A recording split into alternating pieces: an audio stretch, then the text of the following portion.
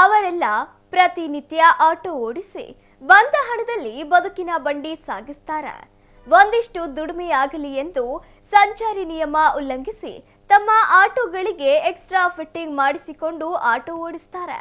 ಆದರೆ ಇದೀಗ ಪೊಲೀಸರು ಅಂತಹ ಅಂಬಾರಿಗಳ ಅಲಂಕಾರಕ್ಕೆ ಕತ್ತರಿ ಹಾಕಿದ್ದಾರೆ. ಈ ಕುರಿತು ವರದಿ ಇಲ್ಲಿದೆ. ಆಟೋ ಅಲಂಕಾರಕ್ಕೆ ಬ್ರೇಕ್ ಹಾಕಿದ ಪೊಲೀಸರು.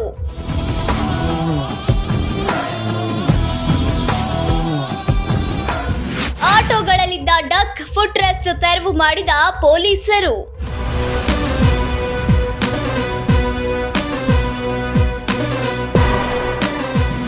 ಅಪರಾಧ ತಡೆ ಮಾಸಾಚರಣೆ ಪ್ರಯುಕ್ತ ಪೊಲೀಸ್ ರೈಡ್.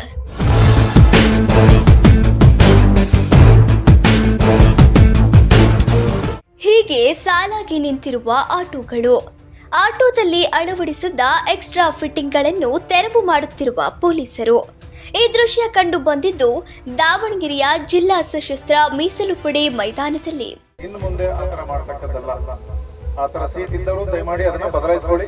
ಕಂಪನಿಯಿಂದ ಏನು ಬಂದಿದೆ, ಯಾವ ಸ್ಪೆಸಿಫಿಕೇಶನ್ ನಲ್ಲಿ ನಿಮಗೆ ಆ ಒಂದು ಏನು ಮ್ಯಾನುಫ್ಯಾಕ್ಚರರ್ ಕಳಿಸ್ಕೊಟ್ಟಿರ್ತಾರೆ ಅದನ್ನು ಹೊರತುಪಡಿಸಿ ನೀವು ಯಾವುದೇ ಆಲ್ಟರೇಷನ್ ಮಾಡತಕ್ಕದ್ದಲ್ಲ. ಬೇಡ, ಸಿಸ್ಟಮ್ಯಾಟಿಕ್ ಆಗಿರಿ. ಹೌದು, ಅಪರಾಧ ತಡೆ ಮಾಸಾಚರಣೆ ಪ್ರಯುಕ್ತ ಪೊಲೀಸರಿಂದು ವಿಶೇಷ ರೈಡ್ ನಡೆಸಿ ಆಟೋದಲ್ಲಿ ಅಳವಡಿಸಿದ್ದ ಎಕ್ಸ್ಟ್ರಾ ಫುಟ್ ರೆಸ್ಟ್, ಡಕ್ಕುಗಳು, ಅಲಂಕಾರಿಕ ವಸ್ತುಗಳನ್ನು ತೆರವುಗೊಳಿಸಿದರು. ದಾವಣಗೆರೆ ನಗರದಲ್ಲಿ ಸುಮಾರು 7,000 ಆಟೋಗಳಿದ್ದು, ಸಾಕಷ್ಟು ಆಟೋಗಳ ಮಾಲೀಕರು ಹಾಗೂ ಚಾಲಕರು ಹಣ ಖರ್ಚು ಮಾಡಿ ಫುಟ್ ರೆಸ್ಟ್ ಸೇರಿದಂತೆ ವಿವಿಧ ಅಲಂಕಾರಿಕ ಸಾಮಾನುಗಳು, ಡಕ್ಕುಗಳನ್ನು ಆಟೋಗಳಲ್ಲಿ ಅಳವಡಿಸಿದ್ದು, ಅಂತಹ ಆಟೋಗಳಿಗೆ ದಾವಣಗೆರೆ ಸಂಚಾರಿ ಠಾಣೆ ಪೊಲೀಸರು ಬಿಸಿ ಮುಟ್ಟಿಸುತ್ತಾರೆ. ಅಷ್ಟೇ ಅಲ್ಲದೆ ಆಟೋದಲ್ಲಿ ಅಳವಡಿಸಿದ್ದ ಫುಟ್ ರೆಸ್ಟ್ಗಳನ್ನು ಕಟ್ ಮಾಡಿ ತೆರವು ಮಾಡಿದರಲ್ಲದೆ ಸ್ಪೀಕರ್ ಸೇರಿದಂತೆ ವಿವಿಧ ವಸ್ತುಗಳನ್ನು ಪೊಲೀಸರು ವಶಪಡಿಸಿಕೊಂಡರು. ಆಟೋ ಚಾಲಕರಿಗೆ ಸಾಕಷ್ಟು ಬಾರಿ ಸಂಚಾರಿ ನಿಯಮ ಪಾಲಿಸುವಂತೆ ಪೊಲೀಸರು ಸಾಕಷ್ಟು ಬಾರಿ ಸೂಚನೆ ನೀಡಿದರೂ ಅವರು ಪಾಲಿಸದ ಹಿನ್ನೆಲೆಯಲ್ಲಿ ಪೊಲೀಸರು ಸ್ಪೆಷಲ್ ಡ್ರೈವ್ ನಡೆಸಿ ಇದೀಗ ಆಟೋ ಮಾಲೀಕರು ಹಾಗೂ ಚಾಲಕರಿಗೆ ಬಿಸಿ ಮುಟ್ಟಿಸುವ ಕೆಲಸ ಮಾಡುತ್ತಾರೆ. ಆಟೋದಲ್ಲಿ ಹೆಚ್ಚು ಮಕ್ಕಳನ್ನು ನಿಗದಿತ ಮಕ್ಕಳಿಗಿಂತ ಹೆಚ್ಚಾಗಿ ಮಕ್ಕಳು ಮತ್ತು ಜನರನ್ನು ಹೆಚ್ಚು ಕರ್ಕೊಂಡು ಹೋಗ್ತಾ ಇರುವುದು ದಿನನಿತ್ಯ ಕಂಡು ಬರ್ತಾ ಇತ್ತು. ಅದರ ಸಂಬಂಧ ಇದು ಅಪರಾಧ ತಡೆ ಮಾಸಾಚರಣೆ ಕೂಡ ಆಗಿದೆ. ಎರಡರ ಸಂಬಂಧವಾಗಿ ಅಂದರೆ ಏನಾದರೂ ಇಶ್ಯೂಸ್ ಆದರೆ ಅವರೆಲ್ಲಿ ಹೋದರೆ ಏನಾದರೂ ಇರಲಿ ಅಂತ ಹೇಳಿ ಅದನ್ನು ಮಾಡ್ತಾ ಇದ್ದೇವೆ. ಅದಕ್ಕೆ ನಾವು ಕಾನೂನಿನಂತೆ ಏನು ಕ್ರಮ ತಗೊಳ್ಬೋದು ಅದನ್ನು ತಗೊಳ್ತಾ ಇದ್ದೀವಿ ಪ್ರತಿ ಸಲ. ಈಗ ಪ್ರತಿ ಸಲ ಫೈನ್ ವಯೋಲೇಷನ್ಸ್ ಮಾಡ್ತಾರೆ, ಏನು ಮಾಡ್ತೀವಿ, IMV ಕೇಸ್ ಇರುತ್ತೆ, ಹಾಕ್ತೀವಿ. ಸೊ ನಾವು ಕಾನೂನಾತ್ಮಕವಾಗಿ ಯಾವ ರೀತಿ ಆ್ಯಕ್ಟ್ ಮಾಡಬೇಕು ಹೇಳಿದ್ದೀವಿ. ಅವ್ರಿಗೆ ಕೂಡ ಅವೇರ್ನೆಸ್ ಕೂಡ ಮೂಡಿಸುವಂಥ ಕೆಲಸವನ್ನು ಮಾಡಿದ್ದೇವೆ. ಈಗ ಅದಲ್ಲದೆ ಇನ್ನೂ ಒಂದು ಸ್ಟೆಪ್ ಮುಂದೆ ಹೋಗಿ ಅಲ್ಲಿರುವಂತಹ ಏನದು ಸಪೋರ್ಟ್ ಹತ್ಕೊಂಡು ಹೋಗಲಿಕ್ಕೆ ಅದನ್ನು ಕೂಡ ನಾವು ಇವತ್ತು ತಗ್ಸುವಂತಹ ಕೆಲಸ ಮಾಡಿದ್ದೇವೆ. ಇನ್ನು ಮುಂದೆ ಆದರೂ ಅವರು ಇದನ್ನು ಎಲ್ಲ ರಿಯಲೈಸ್ ಆಗಿದೆ, ಮಾಡಲ್ಲ, ಇನ್ನು ಮುಂದೆ ಸರಿಯಾಗಿ ಫಾಲೋ ಮಾಡ್ತೀವಿ ಅಂತ ಹೇಳಿದ್ದಾರೆ. ಅದಲ್ಲದೆ ನಾವು ಅವ್ರ ಮೇಲೆ FIRs ಕೂಡ ಮಾಡಿದ್ದೀವಿ.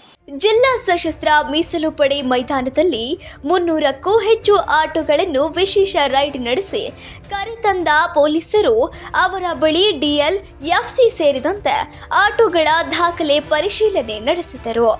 ಅಷ್ಟೇ ಅಲ್ಲದೆ ಆಟೋಗಳಲ್ಲಿ ಎಕ್ಸ್ಟ್ರಾ ಫಿಟ್ಟಿಂಗ್ಸ್ಗಳಾದ ಫುಟ್ ರೆಸ್ಟ್, ಸ್ಪೀಕರ್ ಅಳವಡಿಸಿಕೊಂಡು ಸೀಟು ಒಡೆಯುತ್ತಿದ್ದು, ಅಂತಹ ಆಟೋಗಳನ್ನು ಪೊಲೀಸರು ಸೀಸ್ ಮಾಡಿ ಅವರಿಗೆ ಬಿಸಿ ಮುಟ್ಟಿಸಿದ್ದು, ಇದು ಉಳಿದ ಆಟೋ ಮಾಲೀಕರು, ಚಾಲಕರಿಗೆ ಎಚ್ಚರಿಕೆಯ ಗಂಟೆಯಾಗಿದೆ.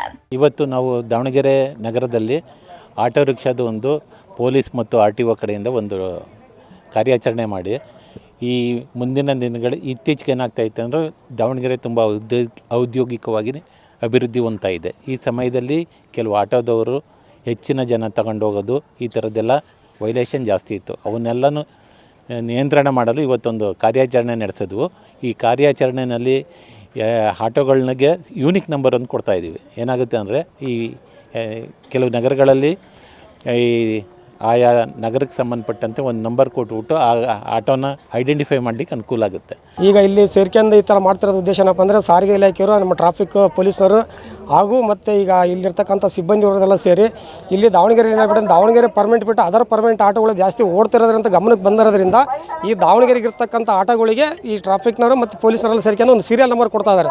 ಡಾಕ್ಯುಮೆಂಟ್ಸ್ ಎಲ್ಲ ಕರೆಕ್ಟಾಗಿ ರನ್ನಿಂಗ್ ಇರೋ ಗಾಡಿಗಳಿಗೆ 1, 2 ಈ ಥರ ಸೀರಿಯಲ್ ನಂಬರ್ ಕೊಡ್ಕೊಂಡು ಹೋಗ್ತಾ ಇದ್ದಾರೆ. ಇದು ಭಾಳ ಒಂದು ಒಳ್ಳೆಯ ಉದ್ದೇಶ. ಈ ಥರ ಆಗೋದ್ರಿಂದ ಏನಾಗುತ್ತಪ್ಪ ಅಂದರೆ ದಾವಣಗೆರೆಯಲ್ಲಿ ಇರ್ತಕ್ಕಂಥ ಆಟೋಗಳಿಗೆ ದುಡ್ಕೊಂಡು ತಿನ್ನೋಕ್ಕೆ ಒಂದು ಭಾಳ ಅವಕಾಶ ಆಗುತ್ತೆ.